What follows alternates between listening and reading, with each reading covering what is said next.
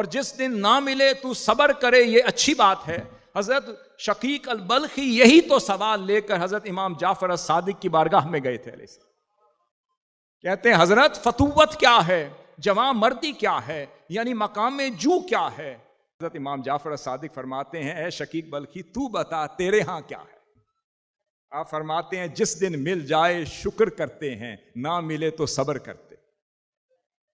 آپ نے فرمایا بھئی یہ مقام تو اہل مدینہ کے کتوں کو بھی حاصل ہے، یہ مقام تو اہل مدینہ کے کتوں کو بھی حاصل ہے، جس دن مل جائے تو خوش ہو جاتے ہیں، دم ہلاتے رہتے ہیں، اور جس دن نہ ملے تو صبر کرتے ہیں۔